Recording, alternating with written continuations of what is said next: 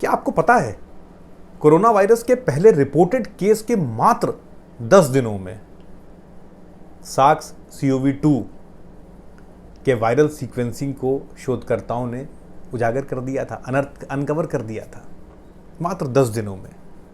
नमस्कार, मैं मनीष हिंदवी। आज हम बात करेंगे कोरोना वायरस के वैक्सीन के संपूर्ण कहानी की। कहाँ से बननी शुरू हुई, भारत में इसका क्या सफ़र है, क्या कमियां रह गईं, आज हमें कितनी वैक्सीन की ज़रूरत है। तो आज इस कंप्लीट बात को हम यहाँ पर चर्चा करेंगे, इस पर चर्चा करेंगे हम यहाँ पर। मात्र 10 महीनों में कोरोना की वैक्सीन वैज्ञानिकों और शोधकर्ताओं ने बनाकर तैयार कर दी। थोड़ा संशय तो होता ही है ना, इतनी जल्दी क्या किसी वायरस की वैक्सीन बन सकती है। सबसे पहले 1960 के दशक में मम्प्स की वैक्सीन बनाई गई थी, लगभग 4 साल लग गए थे उसमें भी। हालांकि पिछले 50-60 सालों में बहुत सारी तरक्की हुई है, जैसे भी हमने चर्चा करी कि 10 दिनों में वायरल सीक्वेंस बना लिया गया। उसका कारण क्या है कि जीनोम सीक्वेंसिंग पर पिछले कुछ सालों में बहुत सारा काम हुआ है, एक अच्छी बढ़त हासिल की गई है। लेकिन उसके अलावा भी कुछ कारण हैं जिसकी वजह से इस वैक्सीन को हम लोगों ने इतनी जल्दी बना लिया। मेरे हिसाब से 5 महत्वपूर्ण कारण हैं। पहला तो जीनोम सीक्वेंसिंग, जिसकी चर्चा मैंने अभी आपके बीच में करी है। दूसरा ये है कि ये जो कोविड-19 है, सार्स CoV-2, ये कोरोना वायरस परिवार का सदस्य है। अमेरिका की national institute of allergy and infectious diseases के अनुसार सैकड़ों तरीके के कोरोना वायरस हैं। 2002 की सार्स महामारी और 2012 की मर्स महामारी इसी परिवार के वायरस से हुई थी। इस वायरस पर पिछले कई सालों से शोध चल रहा है और महामारी के आते ही शोधकर्ताओं ने बहुत जल्दी ही अपनी डेटा शेयरिंग कर ली थी। ये भी एक बहुत बड़ा कारण रहा कि डेटा मौजूद था, उस पर काम चल रहा था, इस वायरस पर काम चल रहा था। अगर मुझे ठीक से याद है तो लगभग 50 साल पहले पहली बार कोरोना वायरस का नाम आया था और उसके बाद धीरे धीरे काम इस पर शुरू हो गया था। तो ये भी एक बड़ी वजह रही। एक और बहुत महत्वपूर्ण बात है जो मैं आपसे शेयर करना चाहूँगा। कोरोना वायरस का जो ये पूरा ग्रुप है, ये सामान्यतः बहुत धीरे कम म्यूटेट करता है, परिवर्तित कम होता है। तो ये भी एक महत्वपूर्ण कारण है। तीसरी जो महत्वपूर्ण बात है वो इनॉर्मस फंडिंग, मतलब ढेर सारी फंडिंग हुई कोरोना कोरोना वायरस के टीके को बना लेने के लिए। और पूरी दुनिया चाहती थी कि टीका कितनी जल्दी आ जाए, क्योंकि पूरी दुनिया एक तरीके से रुक सी गई थी। इसलिए भी हर दुनिया की सारी सरकारें जितनी महत्वपूर्ण जहां पर शोध हो सकते हैं, वो लगातार लोग लगे हुए थे कि कितनी जल्दी ये टीका आ जाए। इसके अलावा रेगुलेटर्स जो हैं वो भी बहुत तेज़ मूव कर रहे थे, नॉर्मल पेस से नहीं चल रहे थे। वो चाह रहे थे कि जल्द से जल्द टीका आ जाए, तो वो भी बहुत क्विकली रिस्पॉन्ड कर रहे थे। ट्रायल्स के लिए उनकी अनुमति की ज़रूरत पड़ती है, फेज़ 1, फेज़ 2, फेज़ 3 उनकी अनुमति की ज़रूरत पड़ती है। तो वो भी बहुत तेज़ मूव कर रहे थे और वो चाह रहे थे कि जल्द से जल्द टीका आ जाए। और 5वीं महत्वपूर्ण बात यह कि आपदा सर पे खड़ी थी। पिछले साल जब इस वैक्सीन पर काम शुरू हुआ, तभी इस बात के कयास लगने शुरू हुए थे कि क्या इस वैक्सीन की सेकेंड वेव भी आएगी, ये कब तक रहेगा। तो कुछ क्लियर नहीं हो पा रहा था, पूरी दुनिया रुकी हुई थी। तो सब लोग चाह रहे थे कि जल्द से जल्द ये टीका आ जाए। ये भी एक बहुत बड़ा कारण था कि इसकी पेस बहुत तेज़ थी इस वैक्सीन को बना लेने की। सबसे पहले फाइज़र ने 2 दिसंबर 2020 को वैक्सीन पर अपना काम पूरा कर लिया। इसके अलावा फाइज़र ने एक नई तकनीक mRNA, मैसेंजर RNA का प्रयोग इस वैक्सीन में किया है। उसको आधार बनाकर इस वैक्सीन को बनाया है। हालांकि mRNA पर भी काम पिछले 10-15 वर्षों से चल रहा था, लेकिन पहली बार किसी वैक्सीन में इस तकनीक का प्रयोग किया गया।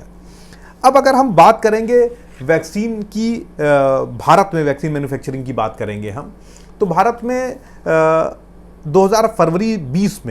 फरवरी 2020 में सीरम इंस्टीट्यूट ऑफ इंडिया, ये दुनिया की सबसे बड़ी वैक्सीन निर्माता कंपनी है, इसने एनिमल टेस्टिंग शुरू कर दी थी फरवरी 2020 में। अगस्त 2020 में इसके फेज़ 2 और फेज़ 3 के ट्रायल की अनुमति इसे मिल गई थी। यहाँ आपको मैं बता देना चाहता हूँ कि ऑक्सफोर्ड एस्ट्राजेनेका के साथ मिलकर SSI ने इसको डेवलप किया है। इसका ट्रेड नेम है कोविशील्ड और 1 जनवरी 2021 को DGCI ने कोविशील्ड को अप्रूव किया, इसके यूज़ को।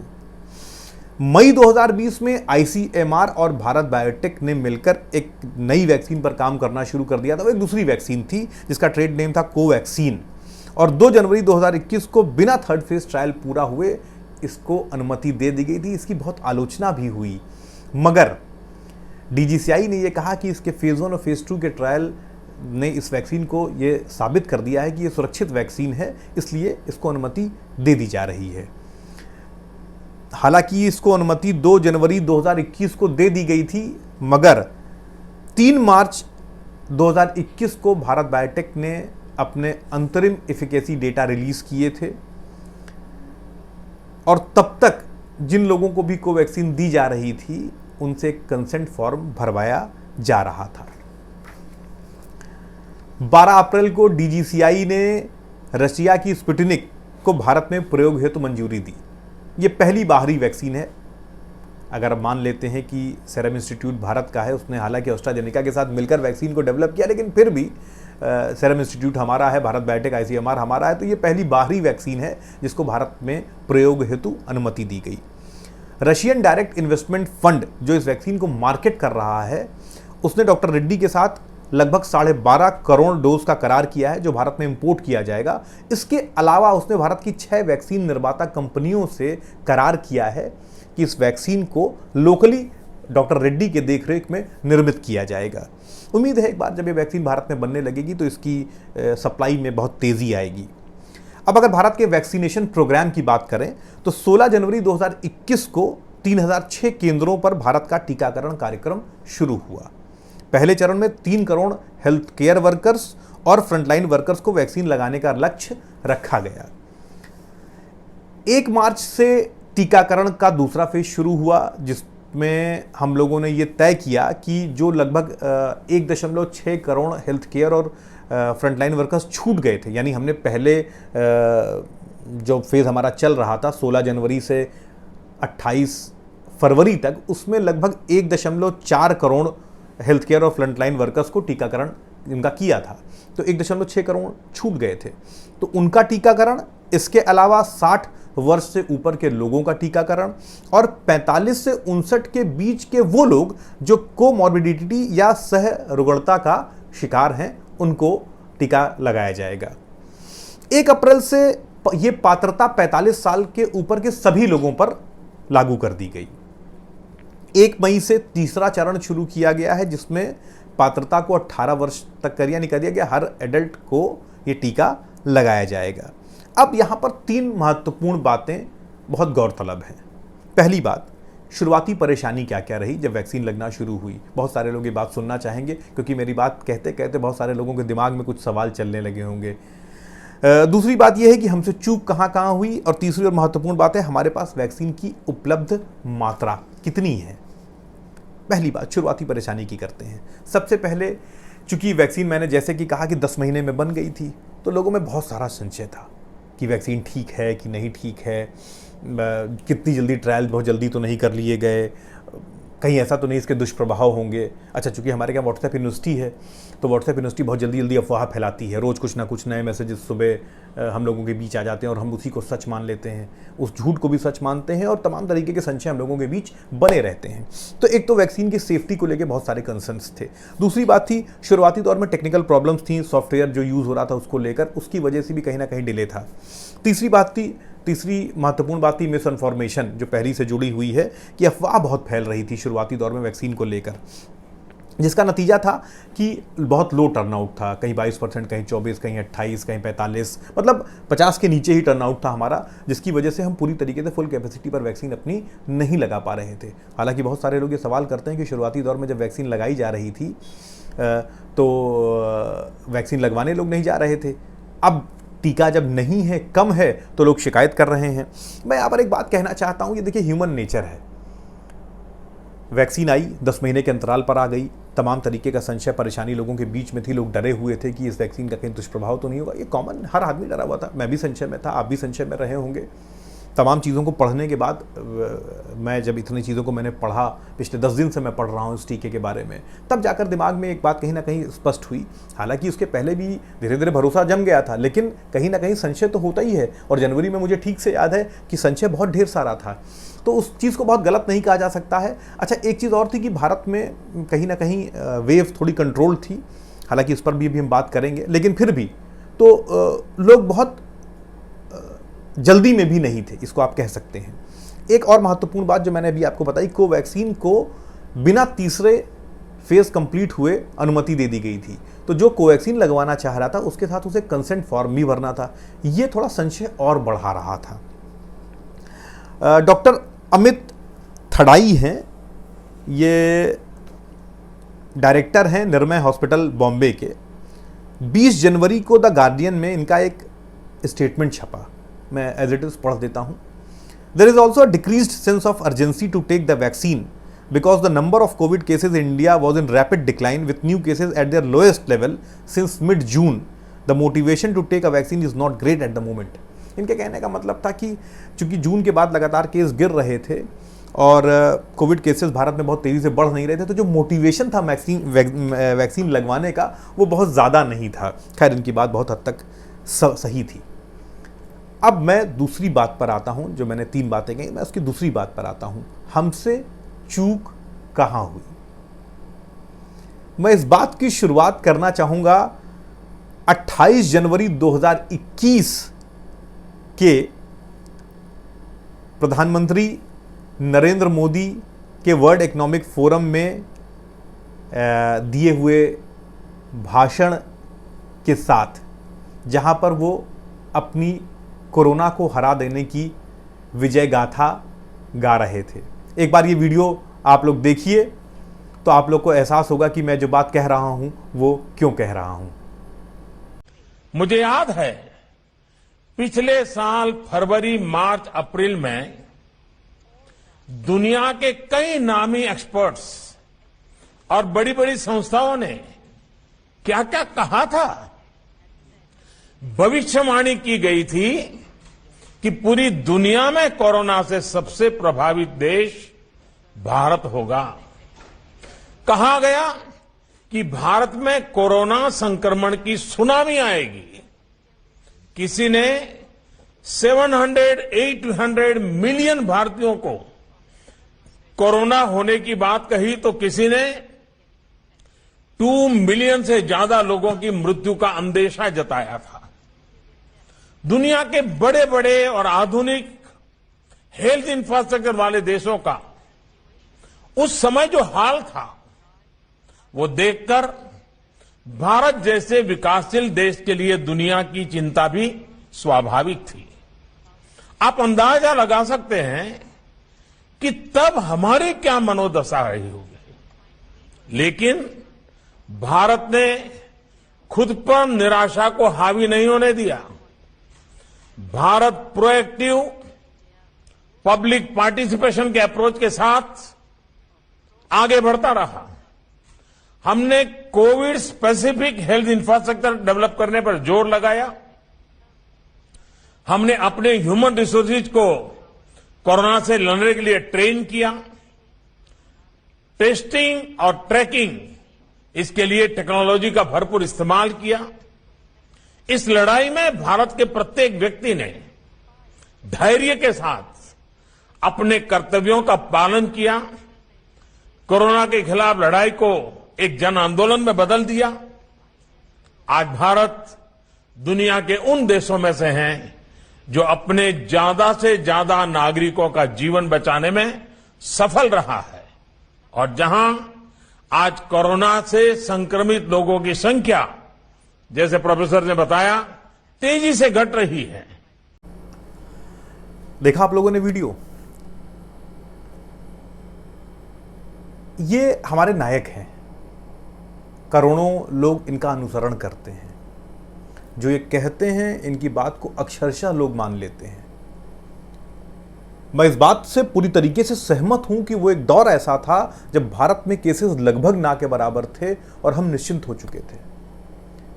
लेकिन यहां एक बात और बहुत गौरतलब है और बहुत महत्वपूर्ण है कि अक्टूबर मिड के बाद से पूरी दुनिया में, यूरोप में, अमेरिका में और दिसंबर से अफ्रीका में दूसरी लहर आ चुकी थी। हमने क्यों ये अज्यूम कर लिया था कि हमारे यहां वो लहर नहीं आएगी? क्यों हमने मान लिया था जब पूरी दुनिया में दूसरी लहर आ चुकी थी? ये हमसे एक बहुत बड़ी चूक और बहुत बड़ी गलती हुई थी। लेकिन गलतियां यहीं नहीं रुकी, गलतियां यहां से लगातार होती रही। फरवरी में कोरोनिल को अप्रूव करते हुए और उसका प्रचार करते दिखाई पड़े डॉक्टर हर्षवर्धन, जो हमारे स्वास्थ्य मंत्री हैं। डॉक्टर रामदेव जी के साथ उनके मंच पर। यहां तक कह दिया गया कि WHO ने कोरोनिल को मान्यता दे दी है। उसी दिन शाम को WHO ने इस बात को खारिज कर दिया और IMA ने बहुत सख्त विरोध किया। क्या इज्जत रह गई हमारी? हमारा एक बहुत जिम्मेदार नेता WHO का नाम लेता है और WHO शाम तक अपनी साइट पर इसको ट्वीट कर देता है कि नहीं, ऐसा हमने कुछ नहीं कहा, ये एकदम गलत है। डॉक्टर हर्षवर्धन 7 मार्च को फिर कहते हैं, मैं सेंटेंस एज इट इज पढ़ देता हूं, we are in the end game of कोविड-19 pandemic in India. We are in the end game. ये तब कहा उन्होंने जब भारत में दूसरी लहर की दस्तक हो चुकी थी और केसेस धीरे धीरे हमारे यहां बढ़ने लगे थे। आपको आश्चर्य होगा, मैं फिर कहता हूं, ये हमारे नायक हैं, हम भरोसा करते हैं इन पर, और इनके मुंह से जब ऐसे स्टेटमेंट्स निकलते हैं तो कहीं ना कहीं हम मान लेते हैं उसको। लेकिन देखिए 7 मार्च और 13 मार्च यानी लगभग 6 दिन में कैसे डॉक्टर हर्षवर्धन ने अपने स्टेटमेंट को बदल लिया।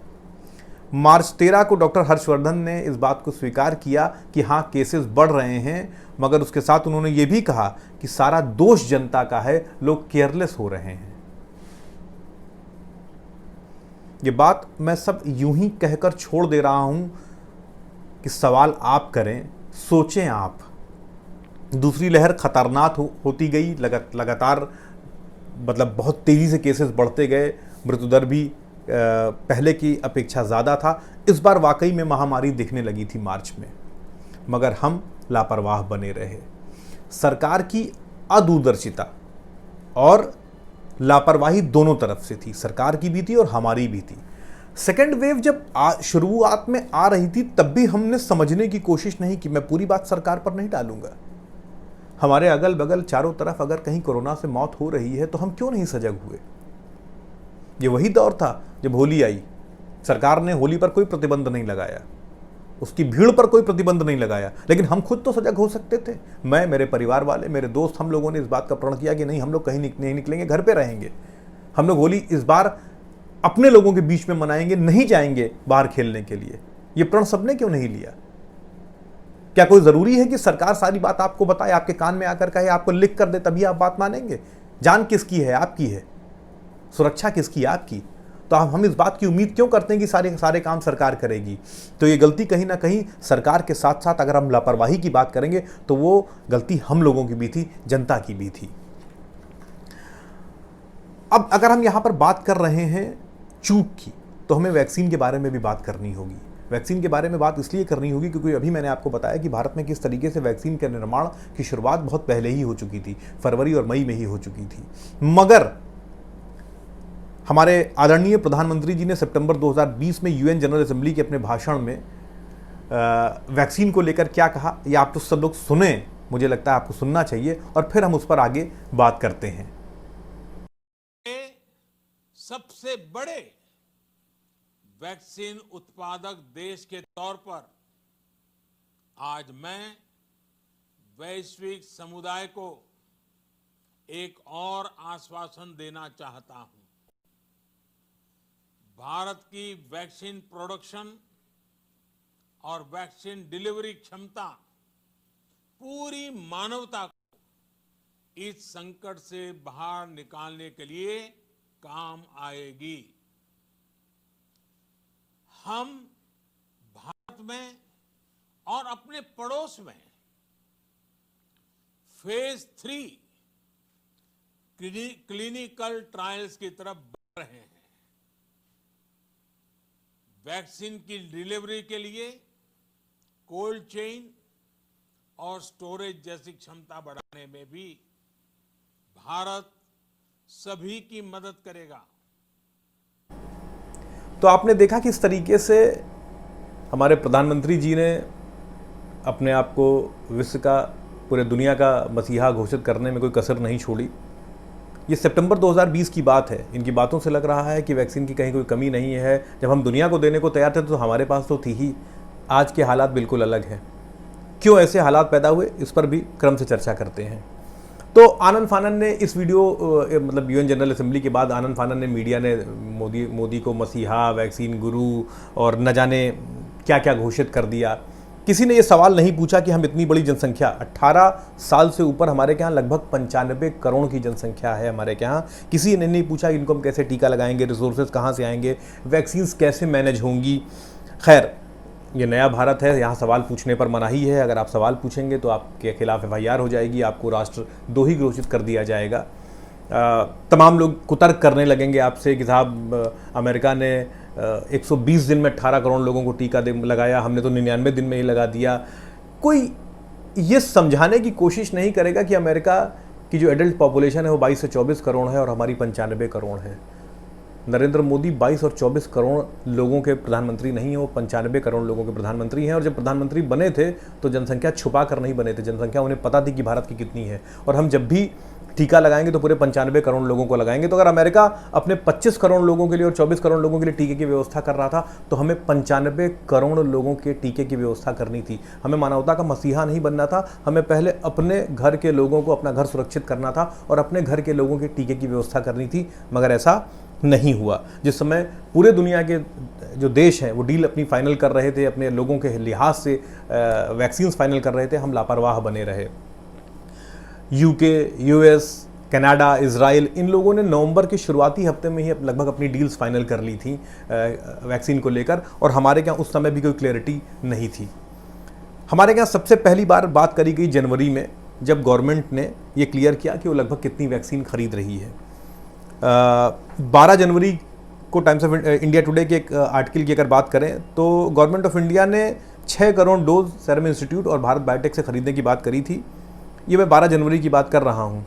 और सीरम इंस्टीट्यूट ने से 1.1 करोड़ डोज तुरंत लेने थे और अप्रैल तक उन्हें 4.5 करोड़ डोज और देने थे। भारत बायोटेक से 55 लाख डोजेस की बात हुई। यहाँ पर एक बात और बहुत इंपॉर्टेंट है और गौरतलब है।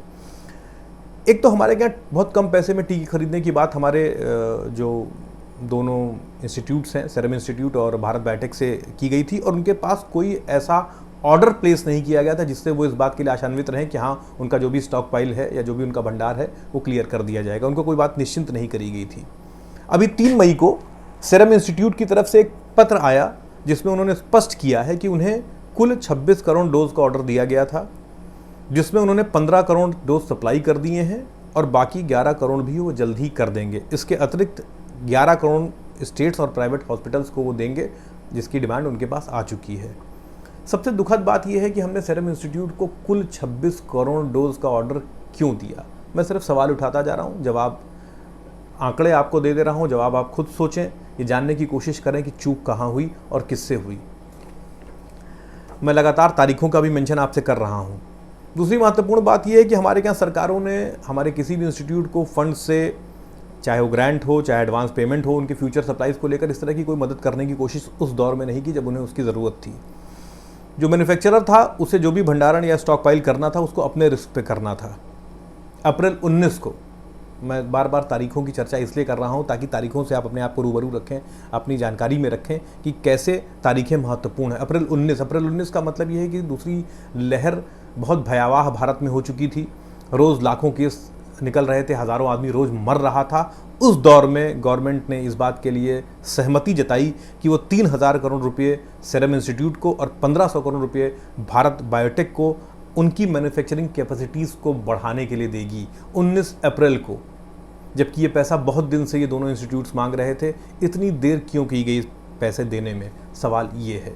सच क्या है? सच ये है कि हमने समय रहते डिमांड और सप्लाई, वैक्सीन की डिमांड और सप्लाई की एनालिसिस नहीं की। क्यों नहीं किया इसका कोई जवाब नहीं है, किसी के पास नहीं है। और अगर आप गलती से कहीं किसी से पूछ देंगे तो तमाम कुतर्क का पिटारा आपके सामने खोल दिया जाएगा। मार्च से ये स्पष्ट होने लगा था कि वैक्सीन शॉर्टेज होगी, फिर भी हमने तेजी दिखाते दिखाते लगभग 1.5 महीने लगा दिए। ये 1.5 महीने बहुत क्रूशियल थे। सुपर स्प्रेडर इवेंट्स हो रहे थे, होली पर कोई बंदिश नहीं थी, कुंभ था, यूपी में पंचायत चुनाव हो रहे थे, बंगाल में चुनाव हो रहे थे, हमारे तमाम बड़े नेता बिना मास्क के लाखों लोगों की रैलियां संबोधित कर रहे थे, और कहीं इस बात की कहीं ज़रा भी किसी को फिक्र नहीं थी कि ये वेव कहाँ तक जाएगी और कितनी खतरनाक होगी। और तब भी हमने गंभीरता नहीं दिखाई। मैंने कहा लगभग 1.5 महीने हमने लगा दिए इस बात को समझते समझते कि ये बहुत ख़तरनाक है। यहाँ पर मैं फिर आपका बात दो महत्वपूर्ण चीज़ों की तरफ ले जाना चाहूँगा।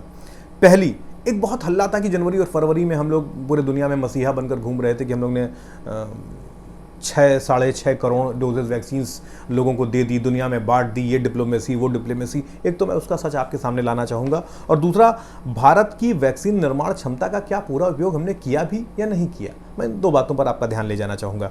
पहली बात से बात शुरू करते हैं। पहली बात वैक्सीन को बाहर भेजने की। टीकाकरण कार्यक्रम के शुरू होने के मात्र 3 दिनों के अंदर वैक्सीन मैत्रेयी कार्यक्रम घोषित कर दिया गया। अगले 2 महीनों में सेरम इंस्टीट्यूट ने 66.6 मिलियन डोज लगभग 95 देशों में भेजी। वाहवाही लूटने का गजब तमाशा शुरू हो चुका था, बिना ये जाने हुए कि ये वैक्सीन किस अनुबंध के तहत भेजी जा रही हैं, भारत सरकार की इसमें योगदान क्या है, मगर कुछ नहीं, वाहवाही लूटने का तमाशा एकदम बुरी तरीके से इमेज बिल्डिंग का चालू हो चुका था। मगर इसका सच जो था वो उस समय एकदम छुपा कर रखा गया। हालांकि अब जब सर पर पड़ी है, वैक्सीन की कमी पड़ी और लोगों ने क्रिटिसाइज करना शुरू किया कि क्यों 6.5 करोड़ डोजेस बाहर भेज दिए गए, तब अब भाजपा उसका सच स्वीकार कर रही है। उसका सच ये है कि 66.6 मिलियन में से 19.9 मिलियन डोज गवी ने खरीदे, जिसका करार बहुत पहले हो चुका था। गवी मतलब global alliance for vaccine and immunisation, जो पूरी दुनिया में वैक्सीन अलायंस का काम करती है और गरीब देशों में और मध्यम इनकम के देशों में वैक्सीन सप्लाई, जाके जान बच सके, वैक्सीन सप्लाई का काम करती है। इसने करार बहुत पहले सेरम इंस्टीट्यूट के साथ कर लिया था और एडवांस पेमेंट भी दे दिया था।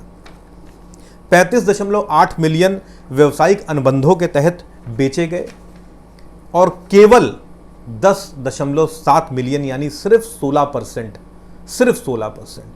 भारत सरकार द्वारा ग्रांट या सहायता के रूप में अन्य देशों को दिया गया। मैं अभी भाजपा प्रवक्ता सुब्रत पात्रा का ट्वीट आपको दिखा दे रहा हूं, जिसमें वो इस बात को स्वीकार कर रहे हैं कि हाँ ये सच था, मगर उस समय इस सच को नहीं माना गया था और एक मसीहा के रूप में और पूरी दुनिया के तारनहार के रूप में नरेंद्र मोदी ने अपने आप को पेश करने की कोशिश की थी। उस वक्त वैक्सीन डिप्लोमेसी का जो नशा था वो ऐसा चढ़ा हुआ था कि यूएन जनरल असेंबली में हमारे जो रिप्रेजेंटेटिव हैं TS त्रिमूर्ति, उन्होंने बड़े गर्व के साथ बताया था कि जितना टीका हमने अपने यहाँ लोगों को नहीं लगाया है, उससे ज़्यादा टीका हमने पूरे विश्व को दे दिया है। इसका वीडियो मैं आप लोगों को दिखाता हूँ, इनकी बात सुनिए और फिर उस पर चर्चा करेंगे। Mr. President, India has been at the forefront of the global fight against COVID-19. 2 of India's vaccines, including one indigenously developed, have already been granted emergency authorization. 30 more vaccine candidates are at various phases of clinical trials. India will not only be vaccinating 300 million of its own frontline workers over the next 6 months, but in the process has also supplied vaccines to over 70 nations. In fact, as of today, we have supplied more vaccines globally than have vaccinated our own people. तो ये video देखकर आप समझ गए होंगे कि किस तरह का नशा हम लोगों पर चढ़ा हुआ था, जब हम अपने देश की ज़रूरतों को छोड़कर तमाम इमेज बिल्डिंग में और तमाम अन्य बातों में फंसे हुए थे, जिसको आप लापरवाही भी कह सकते हैं, अदूरदर्शिता भी कह सकते हैं। अब हम चलते हैं दूसरी बात की तरफ कि क्या हमने अपनी वैक्सीन निर्माण क्षमता का पूरा उपयोग किया या नहीं किया। जब वैक्सीन निर्माण की बात आती है तो भारत एक पावर हाउस है वैक्सीन मैन्युफैक्चरिंग में। दुनिया की 60% वैक्सीन हमारे क्या मैन्युफैक्चर होती है और हमारे पास आधा दर्जन से बड़े उत्पादन करता है, जिनमें से एक है सेरम इंस्टीट्यूट, जो दुनिया का सबसे बड़ा वैक्सीन निर्माता है। इसके अलावा हमारे पास लगभग 7 पब्लिक सेक्टर की यूनिट्स ऐसी हैं जिनके अंदर वैक्सीन निर्माण की क्षमता है। तमिलनाडु के चेंगलपट्टू में केंद्र सरकार ने एक इंटीग्रेटेड वैक्सीन कॉम्प्लेक्स बनाया जो 2012 में 594 करोड़ की लागत से बनकर तैयार हो गया था और वो अभी लगभग डिफंक्ट पड़ा हुआ है, उसका कोई उपयोग नहीं हो रहा है। आप आश्चर्य करेंगे कि ऐसा क्यों हो रहा है। 16 अप्रैल 2021 को 3 PSUs को वैक्सीन प्रोडक्शन कैपेसिटी बढ़ाने के लिए चिन्हित किया गया। सवाल आप फिर पूछ सकते हैं कितना देर क्यों किया गया, इतनी देर से क्यों किया गया, जब हमारे पास वैक्सीन प्रोडक्शन के लिए PSUs थे तो हमने जब मई 2020 में भारत बायोटेक के साथ ICMR ने समझौता किया था तो इन 3 को तब शामिल आप कर लेते तो आज हमारे पास वैक्सीन की भरमार होती, लेकिन तब हमने नहीं किया। खैर, इन तीनों इंस्टीट्यूट्स के नाम हैं Haffkine bio pharmaceutical corporation limited Mumbai, Indian immunological limited Hyderabad और Bharat immunological and biological limited Bulandshahr. सवाल फिर वही है कि इतना लेट क्यों किया गया है, क्योंकि अब अगर आपने चिन्हित किया है तो उन्हें अपने प्रोडक्शन को शुरू करने में भी थोड़ा सा वक्त लगेगा। भविष्य क्या है, हम आज जहां खड़े हैं उसका भविष्य क्या है?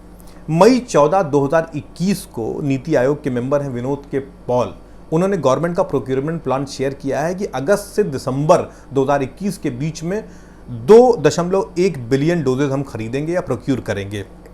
काफ़ी अच्छा प्लान है। प्लान सुनकर आपको भी खुशी हो रही होगी, मुझे भी खुशी हो रही होगी। अब देखना ये है हम इसे अचीव कर पाएंगे या नहीं कर पाएंगे करंट कैपेसिटी पर। इस प्लान में 8 वैक्सीन्स को शामिल किया गया है, जिसमें कोविशील्ड, कोवैक्सीन और स्पुतनिक फाइनल है, ये हम आप सब जानते हैं। इसके अलावा 5 अन्य वैक्सीन हैं जो ट्रायल स्टेज में है, जिसमें जाइडस कैडिला की जो वैक्सीन है वो लगभग फाइनल है। मैं बाकी 6 वैक्सीन की भी चर्चा आपसे कर दे रहा हूँ। जाइडस कैडिला की ZYCOV-DI है, जिसका प्रोडक्शन अप्रैल 2021 में शुरू हो चुका है और मई जून 2021 तक मुझे लगता है ऑथराइजेशन इसको मिल जाएगा, तो सबसे करीब है प्रोडक्शन के। ये हैदराबाद की कंपनी है बायोलॉजिकल ई, जो US की डायनावैक्स के साथ मिलकर एक वैक्सीन बना रही है। Biological E he Johnson and Johnson मिलकर साथ एक और वैक्सीन बना रही है।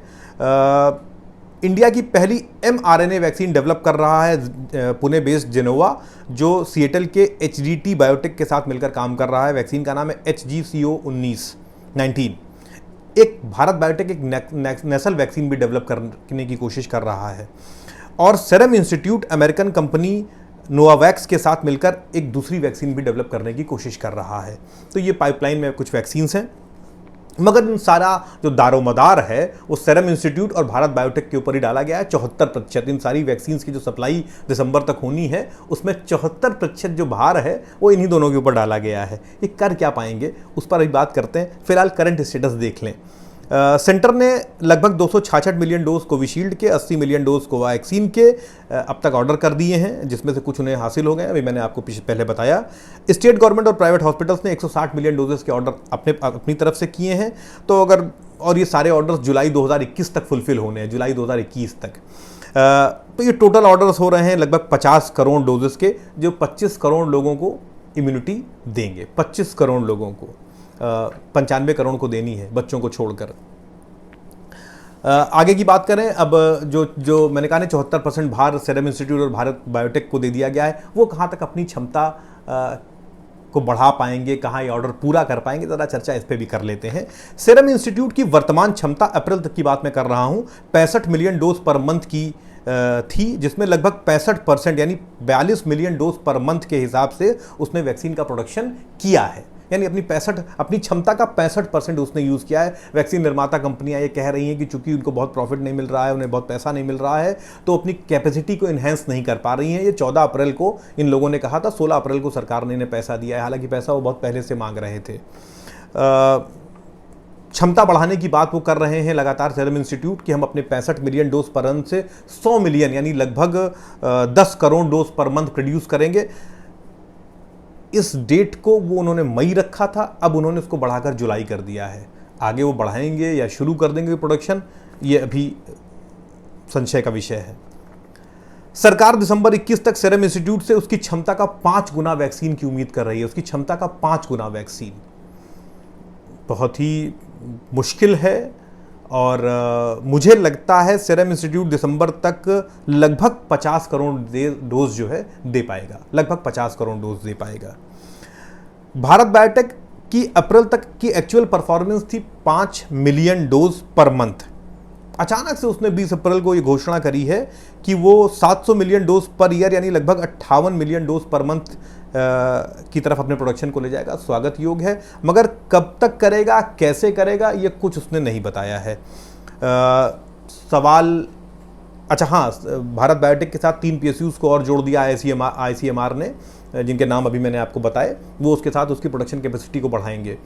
लेकिन यहाँ पर फिर वही सवाल है कि बड़ा स्पेसिफिक सी प्रक्रिया होती है इसकी, तो कैसे इतनी जल्दी बढ़ जाएगा, कब तक शुरू हो पाएगा प्रोडक्शन, ये सवाल का विषय है। मुझे लगता है कि जो रीजनेबल आउटपुट वैक्सीन की अगर हम बात करें अगस्त से दिसंबर तक, तो 20 से 25 करोड़ डोज पर मंथ की हो पाएगी। स्पुतनिक की अगर हम बात करें तो जो सबसे बड़ा कॉन्स्टेंट है उसका लिक्विड फॉर्म, जिसको -18 डिग्री सेंटीग्रेड पर स्टोर करना होता है। हालांकि उसका जो सॉलिड फॉर्म है वो 2 से 8 के बीच में भी स्टोर हो जाता है। तो अगर लिक्विड फॉर्म को भारत में स्टोर करना एक बड़ा चैलेंज है। मई 12 तक जो रशिया ने कुल 66 मिलियन डोज स्पुतनिक प्रोड्यूस किया था, 66 मिलियन कुल डोज प्रोड्यूस किया था। ऐसे में वो हमारी ज़रूरतों को कैसे पूरा करेंगे, इस पर सवाल है। हालांकि लोकल मैन्युफैक्चरिंग की बात हो रही है, मगर कोई टाइम फ्रेम तय नहीं है कि उसकी मैन्युफैक्चरिंग कब तक शुरू होगी। कुल मिलाकर सरकार नींद से तो जाग गई है, अचानक से सब कर देना चाहती है, मगर उसे समझना होगा कि वैक्सीन बनाने की जो प्रक्रिया है वो दस्तानों और पीपीई किट जैसी नहीं है कि अगर आप आज सोच लें और कल से उसका प्रोडक्शन शुरू कर देंगे। बड़ी स्पेसिफिक सी प्रक्रिया है, अपना वक्त लेगी। और जिन वैक्सीन्स के भी ट्रायल नहीं पूरे हुए हैं उनको अभी मापदंड भी पूरे करने होंगे। तो कोई टाइम फ्रेम इन चीज़ों का तय नहीं है। तो हम अपनी जो हम चाहते हैं दिसंबर तक वो पूरा कर पाएंगे या नहीं कर पाएंगे, इस पर एक बड़ा क्वेश्चन मार्क है। मैंने पूरी बात आपके सामने रख दी है, मैंने कोई निष्कर्ष निकालने की कोशिश नहीं करी है, मगर मैं आपसे उम्मीद करूंगा कि सवाल करिए। जिन पार्टियों के प्रति, जिन सरकारों के प्रति आपकी प्रतिबद्धता है, उनसे भी सवाल करिए। सवाल करने से लोकतंत्र मजबूत होता है, कमज़ोर नहीं होता है। आंख बंद करके, अंधभक्ति करके किसी को भी फॉलो मत करिए। मैं बात सिर्फ भाजपा की नहीं करता, मैं भाजपा, कांग्रेस, सपा, टीएमसी सबकी बात करता हूँ। आप जिसे भी वोट देते हैं, आपका अधिकार बनता है लोकतंत्र में उनसे सवाल पूछने का कि हमने कोरोना की सेकेंड वेव को क्यों नेग्लेक्ट कर दिया, कैसे छूट गई, किन एक्सपर्ट से गलती हुई, आप क्यों एसेस नहीं कर पाए, वैक्सीन्स की समय रहते डिमांड के हिसाब से सप्लाई क्यों नहीं सुनिश्चित की गई। तमाम सवाल हैं। तो आज के वीडियो में इतना ही। उम्मीद करता हूँ आपको पसंद आया होगा। अगर आपने अब तक सब्सक्राइब नहीं किया है तो प्लीज़ सब्सक्राइब कर लें, बेल आइकन का बटन दबा दें ताकि जितने भी नए वीडियोस मैं बनाऊंगा उनके नोटिफिकेशन आपको मिल जाएंगे। कमेंट ज़रूर करिए, आपके कमेंट मुझे हौसला देते हैं। और अगर कोई वीडियो आप चाहते हैं जिस पर मैं अपनी बात करूं तो वो भी कमेंट सेक्शन में ज़रूर लिखिए उसके बारे में। आज के लिए इतना ही। जय हिंद, जय भारत, नमस्कार।